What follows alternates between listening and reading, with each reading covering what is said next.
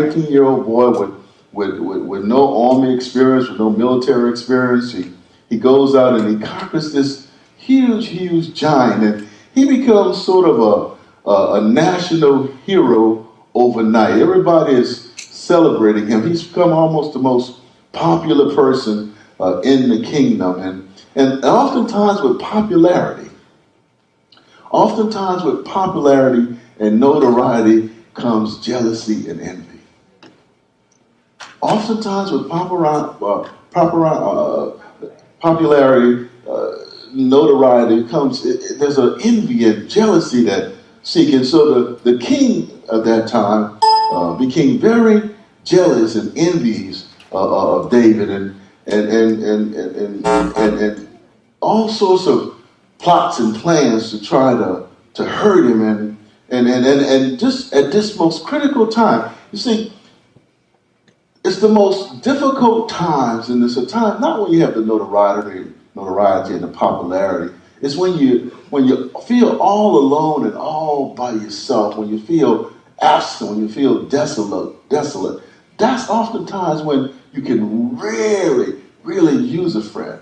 That's when you can really determine who is a friend. See, not when everybody wants to be around you, when everybody wants to be a part of what you're doing. That don't determine who your friends are. It's when you're in that dark, isolated place, when you feel all alone. That's when you can really tell who a friend is. And there are many people, see, we call a lot of people friends who are just acquaintances. They're just an acquaintance. There's somebody that you might want to send a Christmas card to or get a Christmas card from, but they're just an acquaintance.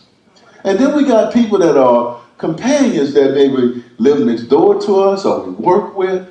But a friend is something that's unique. A friend is something that you have a life relationship with. A friend is someone who you are bounded to, someone who you are connected to, and they're connected to you. A friend is someone that when everybody else leaves out the room, they come in the room.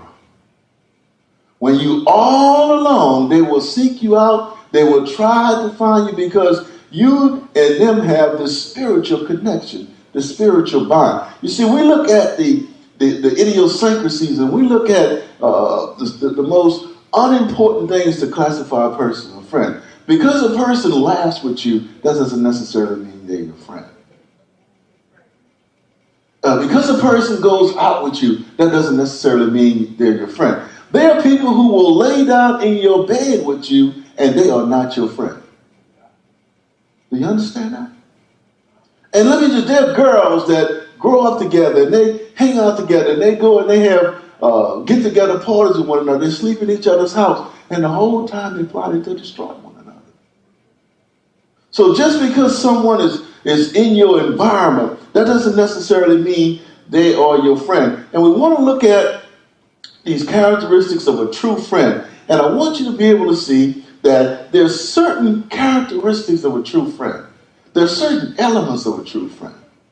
And when you can find these characteristics and you can find these traits, you know you have a friend. And you know how you can know them? Because they're in you. And if they're not in you, how in the world can you expect them to be in somebody else? Think about that. Think about your character and your traits. And then when you look internally in yourself and you see who and what you are, then you can also determine what you're looking for in other people.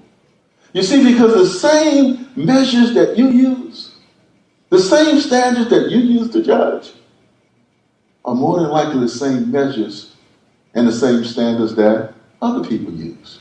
But what happens with you and me, we start to think, well, no, because I think this way, they need to think another way. No, the world don't work like that. So what I want you to see, that friendship is a bond. It's about unconditional love. It's about unconditional commitment. It's about a bonding. It's about a yoking. It's about putting the other person's interests oftentimes above yours, which is not an easy thing to do. The hardest thing in the world is to put somebody's interests above your interests. That's the hardest thing in the world. Because we are by nature self-centered people. We want what we want when we want it. So if we are by nature self-centered people, and we want what we want when we want it, it's very, very difficult to put somebody else's interest above yours. Think about it. It's a hard thing to do. So we want to see this morning in 1 Samuel 18. I want you to get some idea of what a true friend is. You see, we have to learn how to love. And most importantly, we have to learn how to love ourselves. Now, I'm not talking about getting intoxicated with yourself. I'm not talking about standing in the mirror saying, mirror, mirror on the wall, who's the most beautiful of all? I'm talking about loving yourself. There's a difference in loving yourself and being in love with yourself. Let's look at this 1 Samuel 18:1. Now watch this. Now remember the story. Remember I told you Israel's been fighting. David goes out and David sort of beats Goliath. And I want you to see something that's very clear that you can see. Now watch this. Remember, Saul becomes very jealous of David. Saul sort of now wants to kill David. Now watch this. 1 Samuel 8:1. Now it came to pass when he had finished speaking to Saul, that's his father, then the soul of Jonathan was knitted to the soul of David. Now watch this. This is key. And Jonathan loved him as himself. You see that? You see that when you put someone else's interest above yours, when you love yourself, you see, you can't love anybody in this world. Listen to me. You can't love anybody in this world unless you love yourself. You can't be friends to anybody in this world unless you're a friend to yourself. So you have to know you, and you have to love you, not be in love with yourself, not be intoxicated with yourself, but you have to love you before you can share yourself with anybody else. Look what it says. Now it came to pass when he had finished speaking to Saul, the soul, the essence of Jonathan, the soul of Jonathan was knitted to the soul of David. When you knit something together, you intersect it. You see, most of the time in life, you're going to interphase. Interphase means that you may touch, but you're not bonded. There are going to be a lot of people. There are going to be many, many people that you're going to interface with. But there are going to be very, very few people that you're going to intersect with. That means they become a part of you and you become a part of them. That's rare and few and in between. So what the Bible tells us is that Jonathan was knitted to the soul of David. Knitted to the soul of David. He became tight, intertwined with David. He intersected with David. And watch this. And Jonathan, when you intersect with someone, Jonathan loved him as he loved himself. You see, Jonathan had to love himself first. You can't love anybody until you love yourself. So Jonathan could become a friend to David because he loved himself. His essence, he understood who and what he was. And when you understand who and what you are, then you can share. You can become knitted to someone else. You can intersect. Jonathan loved him as himself. So what I have, David, I want to give to you. So they were knitted together. And then, and they came to realize that they loved one another and they they grip. Now ask yourself this question. This is the big question. Who in this world that you can love like you love yourself? Who in this world can you love like you love yourself? And if you can love them like you love yourself, then you have a friend. If you can love them like you love yourself, I'm not talking about your wife or your husband or your brother or your sister. I'm talking about outside of your immediate family. Is there anybody in this world that you can say that you will love them like you love yourself? Because when you can do that, when you can say, I am knitted to them, I love them like I love myself, when you can do that, then that friendship is unconditional. When you can do that, that friendship is unconditional. And what happens is that we have acquaintances that we call friends, and they are only friends when you can do this for them. They're only friends until you forget to invite them to the party. They're only friends because you can give them something. But Jonathan was knitted to David unconditionally. There was no acquaintanceship there. There was a bond. There was a deep-rooted bond. Look at verses 3 and 4. And I want you to see what happens when you get that bond. When you get that unconditional friendship, that's based on unconditional love, that's based upon your essence, something changes. Something not only changes in you, it changes in that person. Watch this. I want you to see. Then Jonathan made a covenant with David because he loved him as himself. See, we have contacts. We have people that we're in contact with. We have people that we will even do a contract with that we don't even know. And we go around and say, well, I had a contract. My friend and I got a contract together. No, that's not a friend. That's an acquaintance. You see, when you have a friend, you have a covenant relationship. You have a relationship, speaking from a biblical perspective, where you will put your life on the line for that person. And that person will put their life on the line for you. That person is willing to give up everything to make sure that you're okay. And you're willing to give up everything to make sure that they're okay. Watch this. Verses 18, 3 and 4, 1 Samuel. Then Jonathan made a covenant with David because he loved him as himself. Now watch this. Jonathan stripped himself of the robe that was on him and gave it to David with his armor, including his sword and his bow and his belt. Now that's a covenant relationship. Let me just tell you why. Jonathan was submitting to David. He was giving up everything to David. Remember, Jonathan was Saul's son. Saul had been grooming Jonathan to be king. All of Saul's efforts, even disobeying God, was designed to make sure he can transfer the kingship over to his sons. So Jonathan, loving David like he loves himself, says, look, I am going to give up my armor, which symbolized that you're going to be the future commander-in-chief. I'm going to give up my belt. I'm going to give up my armor, I'm going to give up my belt, I'm going to give up my shield. I'm going to give you everything that distinguishes me from the average Blow Joe. Because your belt, your armor was given to you by your father the king.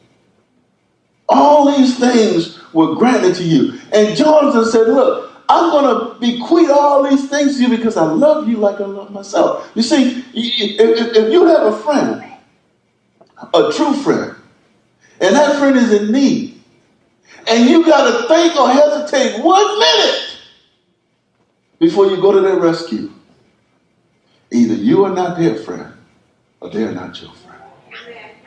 You see, Jonathan said, I don't care about all of this. I know what all this represents. I know what my armor represents. I know what my bow represents. I know what my belt represents. But none of this matters to me because I'm knitted to you, because I love you like I love myself.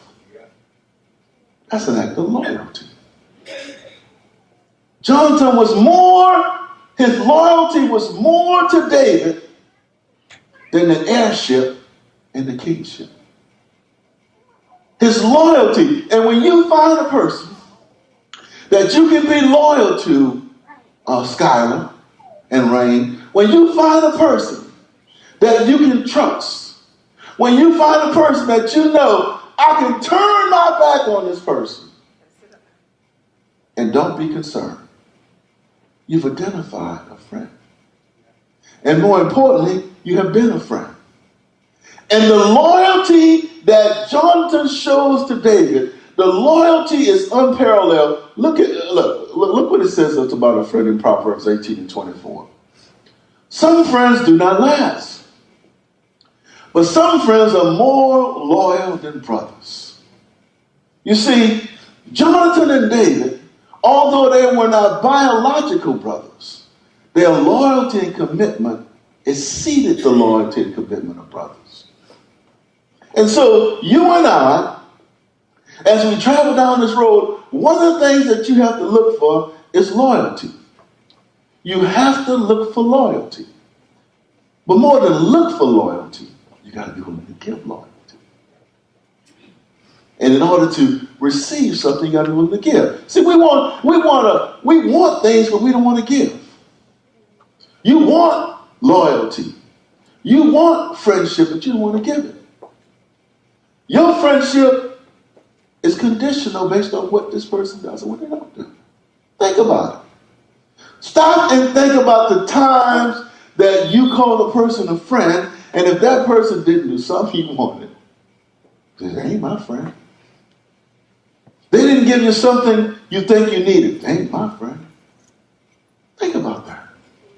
So we have to be careful how we look at this, and why is it so important? Because what happens is that this relationship, this bond, keeps you together no matter what. That person becomes a champion in your life, and you become a champion in their life. Stop calling everybody your friend, because everybody ain't your friend. Amen. They got a whole bunch of people out there that you call them friend that mean you no good. They're going to laugh with you. They're going to drink with you. They're going to hang out with you. But when it comes time to putting anything on the line for you, they say, look for me. Amen. And that's what we see in Jonathan and David. They chose to be friends. They chose to be to love one another. They chose to come together. You see, friendship is a mutual coming together. When you come together and you're knitted, you stick together no matter what. That's a friend. See, when you're going through something, I was looking at Facebook yesterday, and a young man, I saw my cousin Joyce Facebook, and the guy was making 42 or something like that. And I looked at that picture on Facebook, and my mind went all the way back to a friend I had in high school. And I remember how tight he and I were. His name was Brian Lazard. This was his nephew. Brian got killed in a motorcycle accident. But if I could have called anybody a friend in my youth, it was Brian. Because Brian was the most handsome guy in school. Brian dressed the best. He wore the best clothes. He always had money. He came from a renowned family in a place called Marrero. And Brian reached out to me to be a friend. But he didn't have to. And when I saw that picture yesterday of his nephew, it just brought back so many memories and so many times that Brian said, hey man, I got it. Don't worry about it. I got it, bro. And why he befriended me, I can't tell you today. But when I saw that picture, all that came back riding on the motorcycles and doing these things. All of that came back, and I wrote back on the Facebook, hey, you look just like your uncle with hair. Because I had to say something, because all of those emotions and all those feelings came back. And you got to understand that in high school, a lot of times you're isolated. A lot of times people don't want to be your friend. They want what you have. So when this guy, who's probably one of the most popular kids, befriended me, it touched my heart. And when I saw that picture, it sort of reminded me of that knit that was together. This guy used to come and seek me out to go hang out and play. So you think about those things, and you get knitted together, and you see a true friend. And even when people were like making fun of me, Brian would lift me up. You see, a true friend gonna lift you up, not gonna tear you down. If somebody's tearing you down consistently, they're not your friend. If somebody's making fun of you all the time, they're not your friend. If somebody's criticizing you all the time, they're not your friend, because friends don't do that. A friend will lift you up. A friend will bring you to a place of comfort. See, friends lift us up. They don't tear us down. They don't tear us down. And the difference is that when we see this knitted relationship between Jonathan and David, Jonathan was always trying to lift David up. Look at 1 Samuel 20, verse 41 to 40. I want you to see something. I want you to see what a friend does. Now remember, Saul's trying to kill him. David was on the hit list. Saul had put out a bounty on David's head. Saul wanted him dead. Here's the most popular person in the kingdom, the champion, and because the people liked Saul and loved David, Saul said, I'm going to kill him. And I'm going to spend all my energy and effort and all my time trying to kill him. As a matter of fact, I'm going to send all my spies. I'm going to send all my hitmen, Terminator. I'm going to send, that's the kind of people that were coming after David.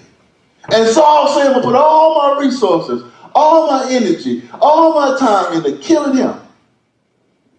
But God knew what David needed. So God allowed the relationship between Jonathan and David to be bound, knitted together. Let me show you what I'm talking about. 1 Samuel 20 and 41. It says, when the lad was gone, David rose to the south and fell on his face to the ground and bowed 3 times, and they kissed each other, David and Saul, and they wept. But David wept the more. Jonathan said to David, watch this.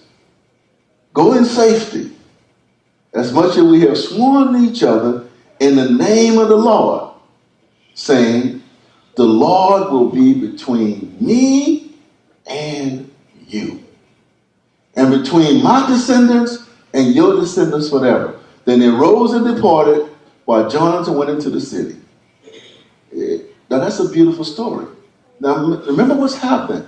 And I want you to understand that your father, the president of the United States, then put out the CIA, the FBI, the military, all kinds of spies, everything saying, I want that joker dead. What do you think of your likelihood of getting killed?